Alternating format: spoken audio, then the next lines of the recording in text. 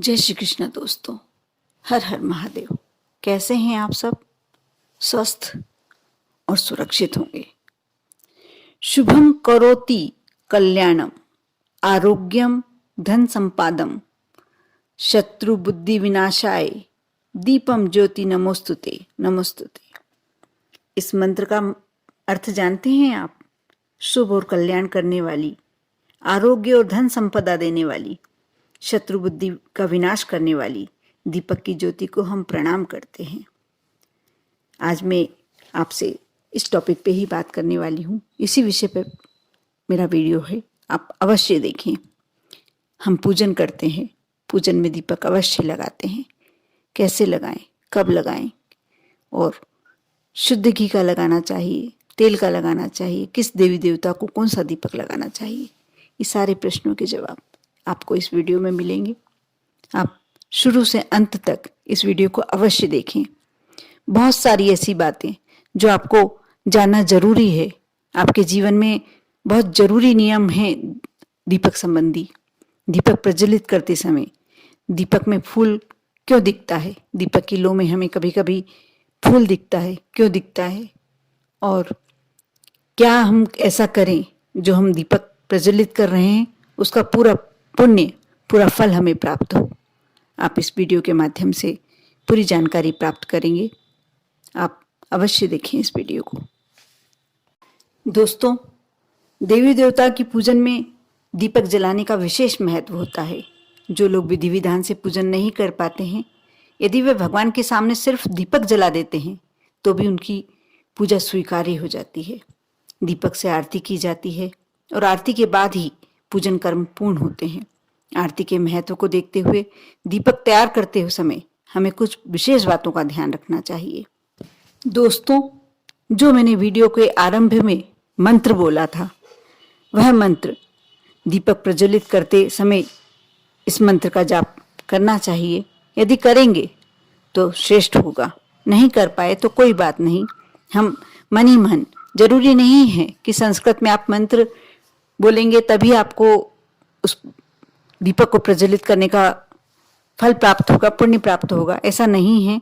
आप मन ही मन भगवान से विनती भी कर सकते हैं कि मैं आपकी पूजन के लिए दीपक प्रज्वलित कर रहा हूँ, आप अपनी कृपा मुझे प्रदान करें। और दोस्तों, पूजन करते समय आप इस बात का विशेष ध्यान रखें कि घी का दीपक आप अपने बाएं हाथ की ओर और तेल का दीपक अपने दाएं हाथ की ओर रखें जलाकर। ये ज़्यादा पुण्यकारी होता है। साथ ही आप इस बात का भी ध्यान रखें कि पूजन के बीच में आप पूजन करते हैं, दीपक जलाते हैं, प्रज्वलित करते हैं, दीपक नहीं बुझे, क्योंकि ऐसा करने से हमें पूजा का पुण्य फल प्राप्त नहीं हो पाता है। हमारी कोशिश यही होना चाहिए कि हमारा दीपक पूजन के बीच में ना बुझे। साथ ही भगवान की प्रतिमा के ठीक सामने दीपक रखना चाहिए। कभी प्रतिमा के पीछे या इधर उधर दीपक नहीं रखना चाहिए। दोस्तों, घी के दीपक के लिए रुई की बाती श्रेष्ठ मानी जाती है। साथ ही यदि आप तेल का दीपक लगाते हैं तो लाल धागे की बाती श्रेष्ठ बनाई गई है। और कभी भी आप पूजन में खंडित दीपक नहीं जलाएं। धार्मिक कार्यों में कभी भी खंडित सामग्री शुभ नहीं मानी जाती। आप इस बात का विशेष ध्यान रखें। दोस्तों, ईश्वर को प्रकाश पुंज कहा जाता है। यही कारण है कि हिंदू धर्म में किसी भी शुभ कार्य, पूजा के समय मंदिर में या फिर घर आंगन में हर कोई देवी देवता के सम्मुख उनके तत्व के आधार पर दीपक लगाते हैं। माना जाता है सुबह शाम भगवान के सामने दीपक जलाने से उनकी कृपा प्राप्त होती है। इसके अलावा ये भी मान्यता है कि घी या तेल का दीपक जलाने से धार्मिक लाभ के साथ साथ स्वास्थ्य लाभ भी प्राप्त होता है। आप हर दिन अपने घर में दीपक जलाते हैं तो घर में सकारात्मक ऊर्जा बनी रहती है। और प्रत्येक दिन आप शाम के समय अपने घर के मुख्य द्वार पर अवश्य दीपक लगाएं। धन की देवी लक्ष्मी इससे अति प्रसन्न होती है और पूरा आशीर्वाद आपको अपना प्रदान करती है। आप पर माँ लक्ष्मी की कृपा, विशेष कृपा होती है।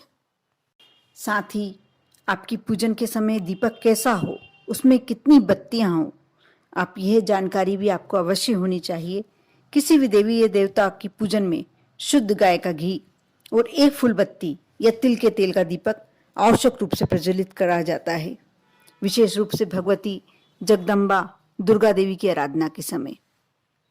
2 मुखी घी वाला दीपक माता सरस्वती की आराधना के समय और शिक्षा प्राप्ति के लिए जलाना चाहिए। भगवान गणेश की यदि आप कृपा प्राप्त करना चाहते हैं तो 3 बत्तियों का घी का दीपक अवश्य जलाएं। भगवान गणेश को 3 बत्तियों का दीपक, यदि आपकी कोई विशेष मनोकामना है, विशेष इच्छा है, तो आप अवश्य जलाएं, विनती करें, आपकी वह मनोकामना अवश्य पूर्ण होगी।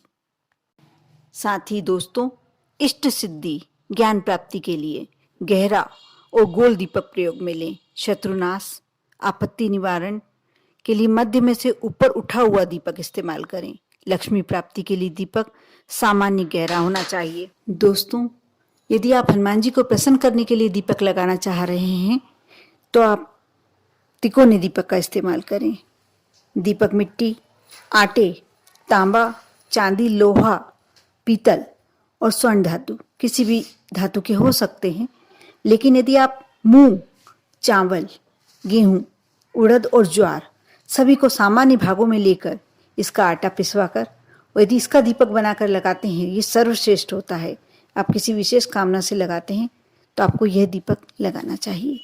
साथ ही यदि आप किसी विशेष साधना के लिए अखंड ज्योत का लगाने के लिए दीपक लगा रहे हैं तो आप शुद्ध घी या तिल के तेल का दीपक लगा सकते हैं।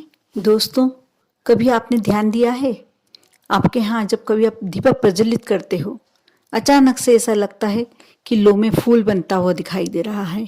ये बहुत ही शुभ संकेत होते हैं। अगर दीपक में ऐसा कोई फूल बनता है तो आपको समझ जाना चाहिए कि उस देवी या देवता की कृपा आपके ऊपर हो रही है और आपकी जो पूजा है वह उन तक पहुंच रही है। ये सबसे बड़ा संकेत होता है। पूजा के नियमों के साथ अगर आप पूजा को पूर्ण रूप से और भक्ति भाव से करते हो, हालांकि साधनाओं में ऐसा बहुत कम होता है, लेकिन भक्ति मार्ग में ऐसा होता है कि बहुत सारे लोगों की पूजन भगवान तक पहुंचती है और उनकी हर मनोकामनाएं पूरी होती हैं, सारी ख्वाहिशें पूरी होती हैं। उनके घर में से दुख, क्लेश सब मिट जाते हैं। किसी भी प्रकार का लड़ाई झगड़ा, तनाव घर में नहीं रहता। स्वतः ही भगवान खुद प्रत्यक्ष या अप्रत्यक्ष रूप से उनकी सहायता करते हैं। यदि आगे कभी भी आपको ऐसा लगे कि हमारे घर के दीपक में या जो आपने कहीं भी दीपक प्रज्वलित किया है और ऐसी लो में कुछ ऐसा लग रहा है कि फूल बना हुआ दिखाई दे रहा है, आप समझ जाइए कि आपकी इष्ट आपके साथ हैं, आपकी सहायता कर रहे हैं।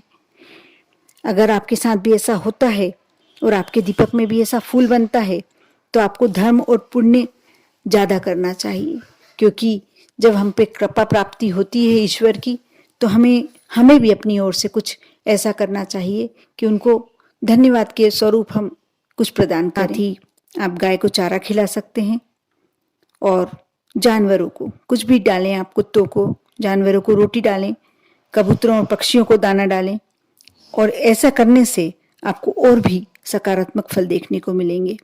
आप करके देखें। और जो दीपक के संबंध में जो जानकारियाँ दी गई हैं वह एकदम सटीक जानकारियाँ हैं। आप विश्वास रखें, श्रद्धा रखें। आगे कभी भी आप दीपक लगाएं तो इन सब बातों को अपने दिमाग में, अपने माइंड में अवश्य लाएं। आप देखना, इसमें से 100% बातें आपको सच होती दिखेंगी। श्रद्धा और विश्वास बहुत बड़ी चीज होती है। यदि ये आपके पास है तो आपका हर कार्य सफल होगा। आप पर और आपके पूरे परिवार पर माँ लक्ष्मी की कृपा बनी रहे। ओम नमः शिवाय।